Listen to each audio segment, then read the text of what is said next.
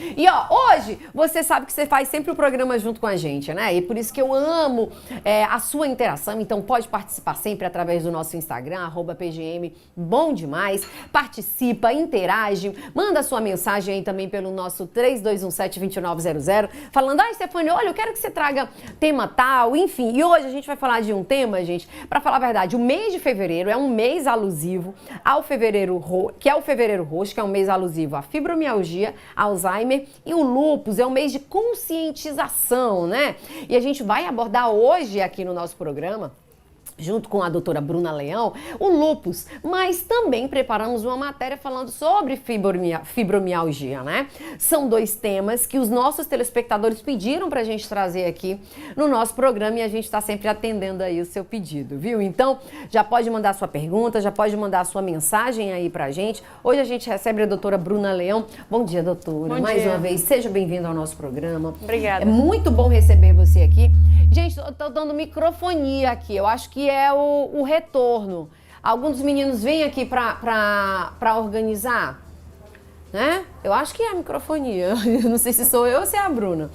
Bom, mas a gente tá aqui hoje pra falar desse tema, que é um tema, assim, que além de assustar muitas pessoas, né? Porque são três temas, assim, realmente, que assustam muitas pessoas, mas que, tendo uma orientação, tendo um conhecimento, se torna um pouco mais leve, né, doutora Bruna? Bom dia, bem-vinda mais uma vez. Bom dia, obrigada pelo convite. Bom, eu ia falar dezembro, fevereiro roxo, traz esses temas para alerta da sociedade. Isso, exatamente. Aí, falando da reumatologia, são duas doenças, né? Que é a fibromialgia e o lúpus. E o lúpus, fibromialgia e o lúpus. A gente preparou uma matéria falando um pouco sobre fibromialgia para compartilhar com você aí de casa. Solta aí. Viver com dores intensas, cansaço e inflamação não é fácil. E essa é a realidade de quem tem fibromialgia, uma doença silenciosa com a qual a Giovana convive há cerca de 15 anos. É uma doença de origem psicossomática. E o dia a dia da advocacia, aliado à docência, sala de aula, às vezes noites sem dormir, além da situação do acúmulo de trabalho, aliada às obrigações domésticas, a gente começa a sentir que as condições de dor, elas destoam um pouco da grande maioria das pessoas. Então, eu procurei o profissional, o especialista, o reumatologista, que ele fez o diagnóstico, e a partir de então eu comecei a fazer uma série de tratamentos. A doença afeta cerca de 2,5% da população e exige um tratamento multidisciplinar. A sensação de dor desses pacientes é maior do que de quem não possui a doença e acaba dificultando até nas atividades cotidianas. Eles acabam abandonando atividades que faziam antes, como, por exemplo, os exercícios físicos, que ajudam na qualidade de vida deles. A gente recebe o estímulo na nossa pele, esse estímulo vai ser processado pelo nosso cérebro e volta a resposta. Essa resposta em quem tem fibromialgia é muito grande. Além dessa sensação de dor, também altera a sensibilidade desses pacientes.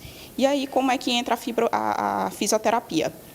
Ela vai aumentar a endorfina, a serotonina, vai dar aquela sensação de bem-estar, consequentemente melhora a qualidade de sono, disposição. Esses pacientes eles vão estar bem mais dispostos a levantar no dia seguinte, porque quem tem fibromialgia, levantar toda manhã é um verdadeiro desafio.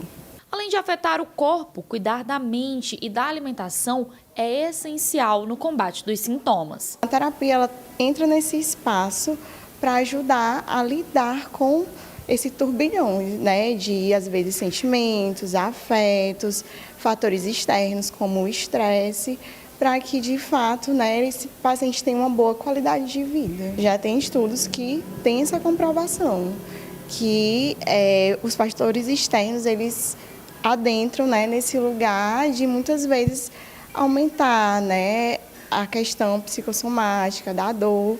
E também, assim, esse paciente que muitas vezes tem a fibromialgia, não tem somente a fibromialgia, né? É afetado pela ansiedade, por uma depressão. Então, a terapia ela tem esse espaço de ajudar ele a lidar com essas questões. É bem característico dos pacientes que têm fibromialgia a ocorrência de alterações intestinais. São pacientes que eles possuem uma tendência até a uma alteração de motilidade intestinal, podendo cursar com alternância entre período de constipação, período de diarreia. E é interessante que a gente observe isso para que o padrão alimentar desse paciente vá de acordo com a necessidade dele. A gente não consegue falar que existem, para todos os pacientes de fibromialgia, alimentos que são mais ou menos inflamatórios. Mas a gente precisa avaliar essa individualidade porque a gente já sabe que uma vez que o paciente ele tem fibromialgia, ele tem uma tendência maior a ter essas alterações. Então, a gente precisa estar atento quais são as sensibilidades e as intolerâncias alimentares desse paciente. Apesar das dificuldades e dos julgamentos, é possível sim viver uma vida com qualidade e sem deixar que a fibromialgia tome de conta de tudo. Não adianta a gente viver a fibromialgia. É importante que a gente tenha consciência de que a gente tem a doença e que a gente adote um novo perfil de vida para que também a gente não viva em função dela. E passe a ser feliz e passe a ter um dia a dia agradável, porque senão você vai começar a fazer um ciclo de vida em que você vai vivenciar essa fibromialgia muito mais do que você vivenciar as boas coisas da vida. O Pilates ele vem se mostrando extremamente eficiente, porque além de trabalhar força, equilíbrio, flexibilidade, trabalha muito a concentração, coordenação motora. Então, eles conseguem aumentar ainda mais esse nível de relaxamento, né? De conseguir se manter mais calmo, trabalha muito a respiração. Tá vendo aí, né, gente? A gente começou a nossa entrevista aqui com a doutora Bruna falando sobre a fibromialgia. A gente viu até a paciente falando que é psicossomático, mas eu acredito que ela quis falar que problemas emocionais podem trazer esse tipo de doença. É mito ou verdade, doutora?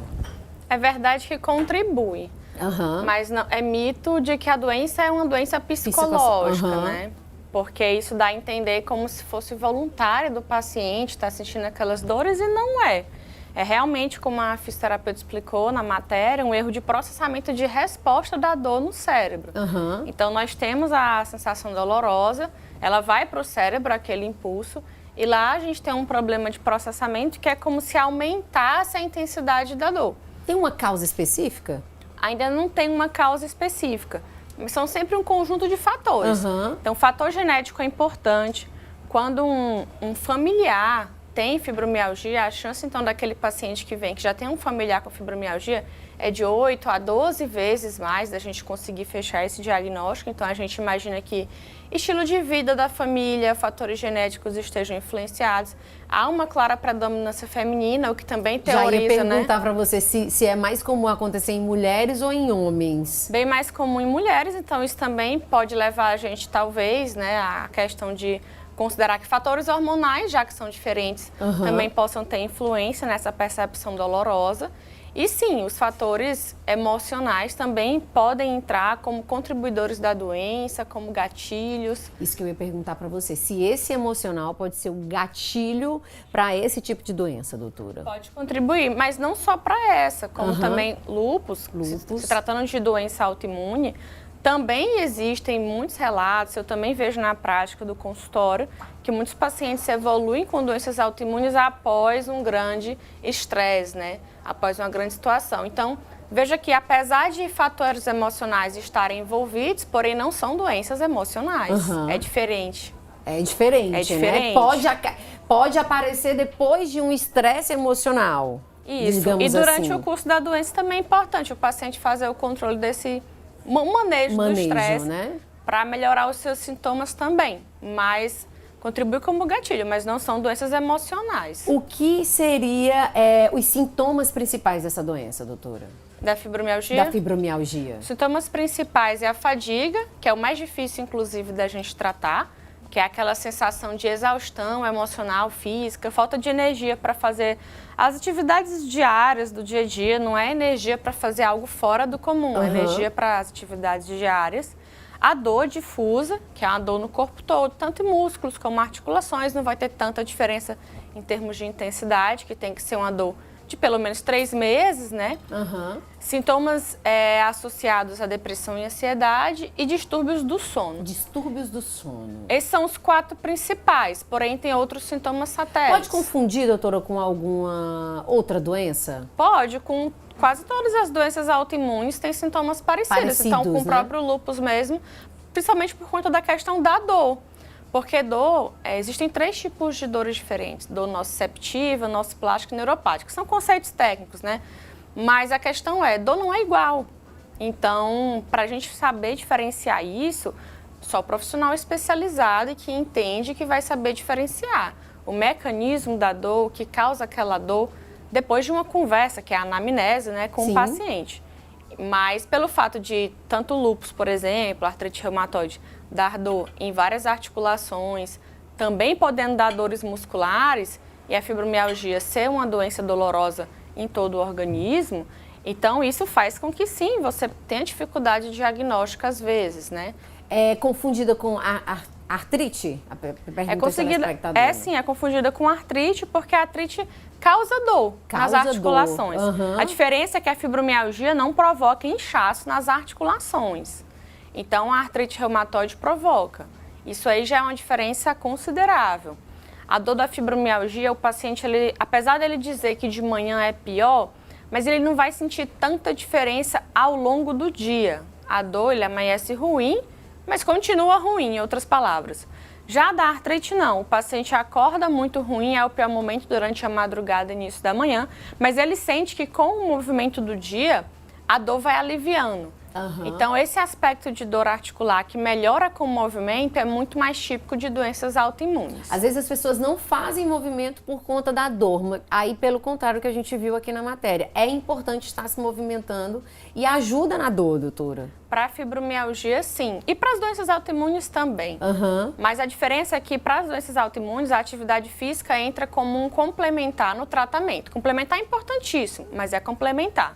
Já na fibromialgia, não. A atividade física é o tratamento principal. Ah, é? Olha só, gente, para você ver aí. É o tratamento principal. Olha, muito importante a gente estar trazendo isso, esse relato aqui da doutora, né? Até uma orientação muito importante, porque as pessoas que têm, tipo, não vou fazer nada porque eu tô sentindo dor, não posso fazer atividade física, porque senão vai piorar a minha dor. O que precisa é uma adaptação do profissional reumatologista que vai dar essas orientações.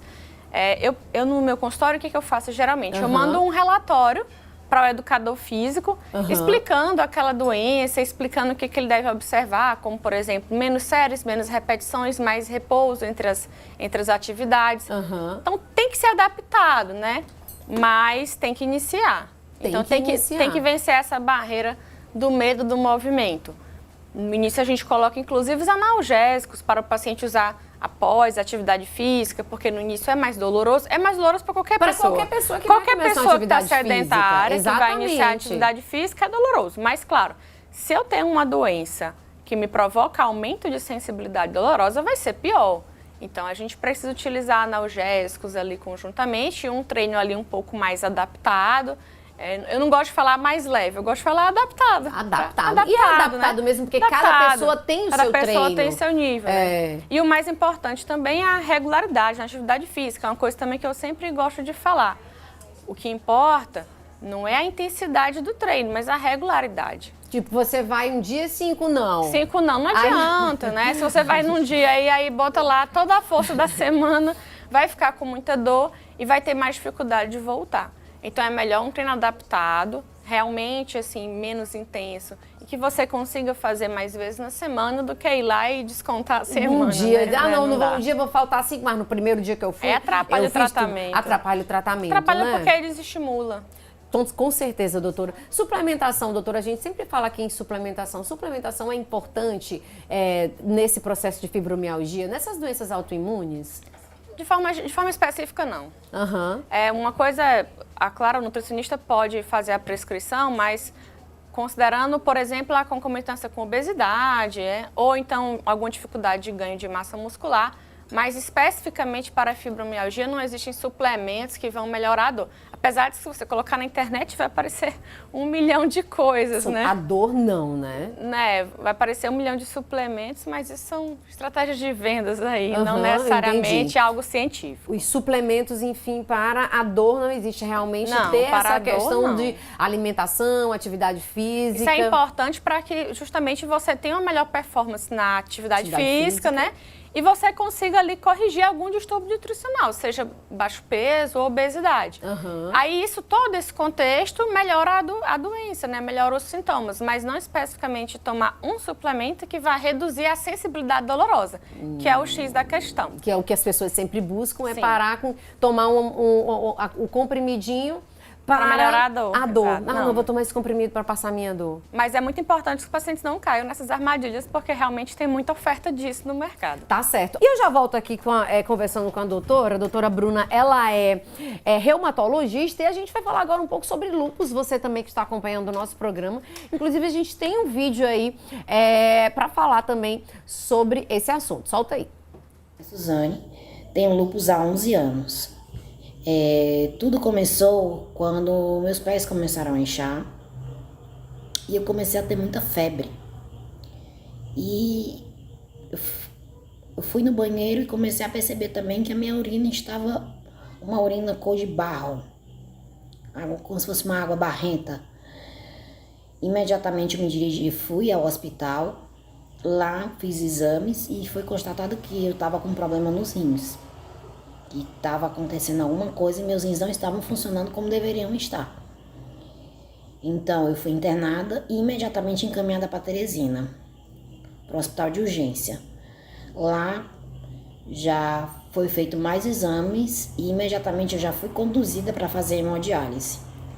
Acabei fazendo hemodiálise 15 dias e depois foi feita uma biópsia renal que foi constatado que eu estava com nefrite lúpica classe 4. Sim, o começo foi muito difícil, o começo para a aceitação da doença, porque eu não sabia, naquela época eu não sabia o que era lúpus, como ia ser minha vida dali para frente. E foi muito difícil, não saber exatamente o que é que você tem, né, com o que você ia conviver. Então, imediatamente comecei o tratamento. E 11 anos depois, eu continuo fazendo tratamento, eu faço hemodiálise 3 vezes por semana. E assim, graças a Deus, estou em remissão, tenho uma vida normal dentro do que é possível e continuo fazendo meu tratamento. Gente, que depoimento forte, né? A gente pode perceber aí que ela realmente está nessa luta, nessa batalha, né? O que pode realmente, doutora, desencadear o lúpus? O que pode acontecer para a pessoa ter o lúpus? Precisa ter um conjunto de fatores. Então, primeiro a pessoa tem que ter ali genes, né? Existe realmente uma alteração gênica que vai predispor ela a produzir anticorpos, que são anticorpos doentes, não são anticorpos saudáveis, que em vez de atacar apenas os micro-organismos, né, que nos invadem, começa a atacar nós mesmos. Uhum. Essa é a primeira coisa. E precisa ter um gatilho para a doença. Então, alguns gatilhos são infecções virais, grandes estresses, como nós falamos anteriormente, né?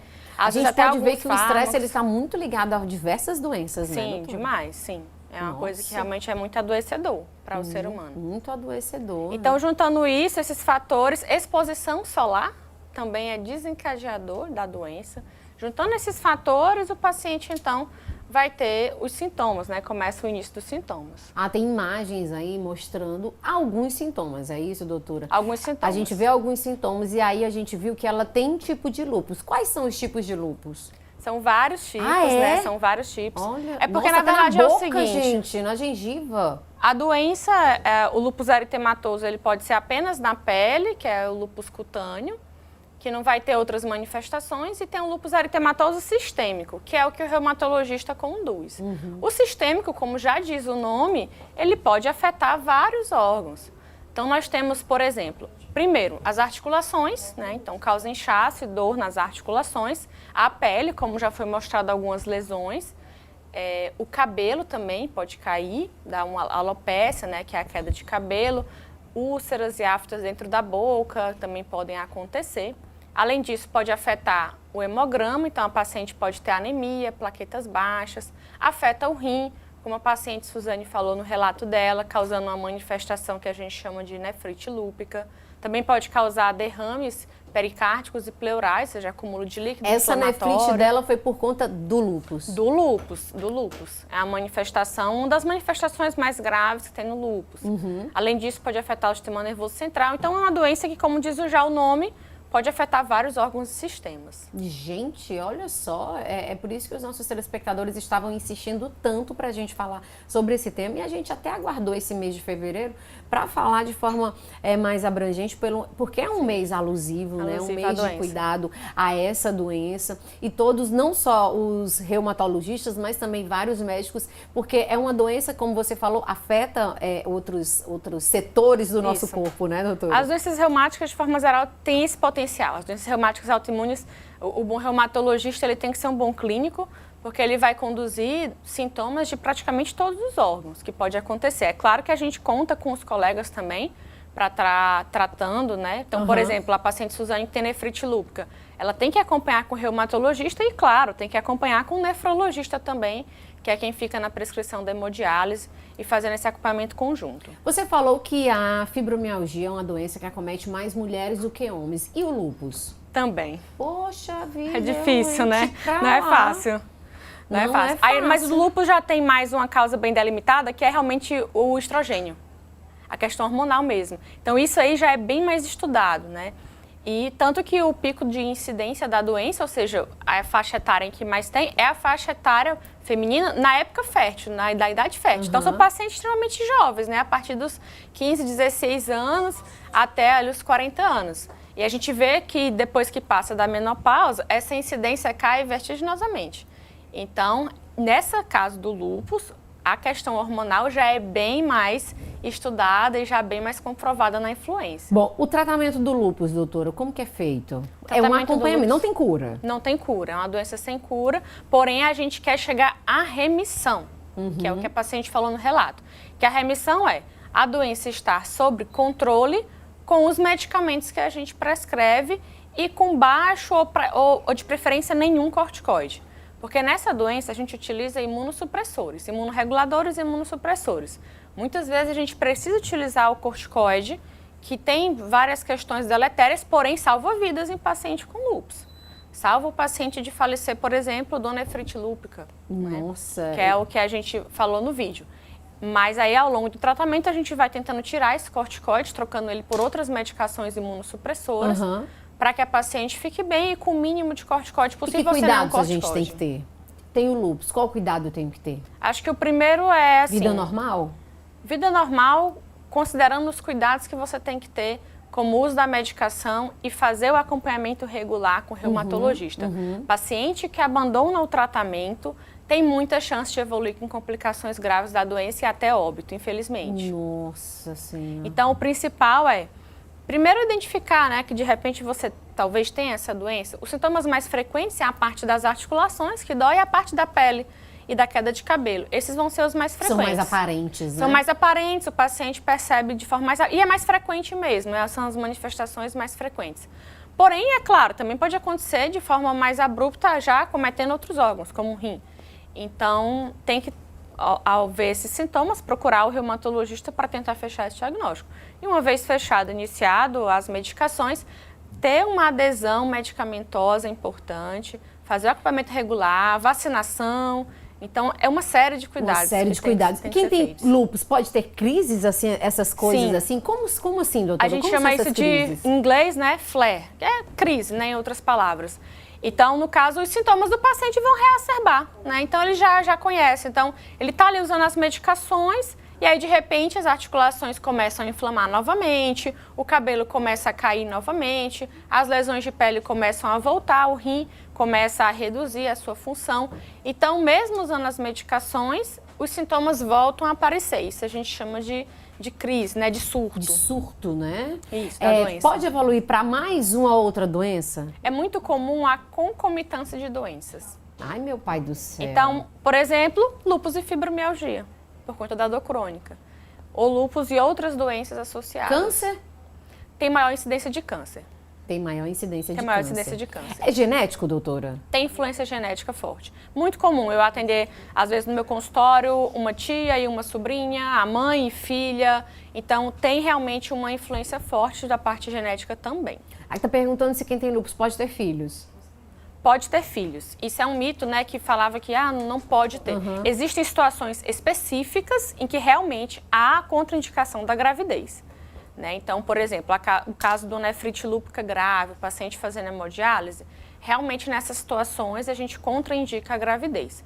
Porém, a maioria dos pacientes que vai ter a forma mais cutânea, né, da pele e as articulações, outros sintomas, pode até ter tido nefrite lúpica, mas que está sob controle, e os medicamentos não provocam, né, uma formação no bebê, a gente indica, sim, que o paciente pode engravidar, mas com o acompanhamento do obstetra, considerado uma gravidez de alto risco, e com acompanhamento do reumatologista. A gente tem que fazer uma programação de pelo menos 6 meses antes do desejo gestacional.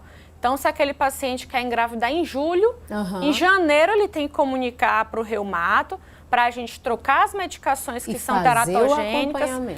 O lúpus tem que estar em remissão, então não pode o paciente ter tido um surto recente da doença, e acompanhar com o pré-natal de alto risco também. Tá aí, gente. Olha, hoje a gente recebe a doutora Bruna, ela é reumatologista.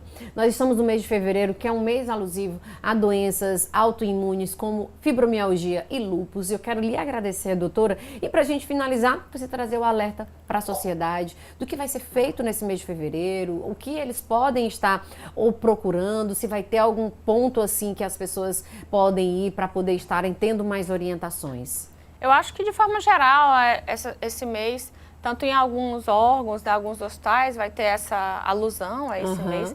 Mas o mais importante é você se cuidar. Eu acho que isso é o principal. Então, esses meses que tem as cores, né, alusiva à doença, serve para levar educação à população. Educação é saúde, gera saúde, educação e saúde. É uma coisa muito importante. É importante tanto para o diagnóstico como para o bom tratamento da doença. Então, caso você esteja com dores articulares, lesões na pele, alterações de hemograma que não são explicadas, né? Você tem que procurar um médico para estar lhe acompanhando. Então, quando a gente pensa em reumatologia, a gente sempre lembra da dor articular, porque realmente é um sintoma que vai estar presente em quase todas as nossas doenças. Então, em todas as idades. E em todas as idades. Muito importante frisar isso. Não é doença de idoso, né? Como a gente viu, o lúpus, na verdade, é uma doença de pessoas jovens. A fibromialgia também está presente mais em mulheres jovens. Então, não deixe sua dor para lá. Doutora, muito obrigada pela sua participação. É sempre muito bom receber você aqui.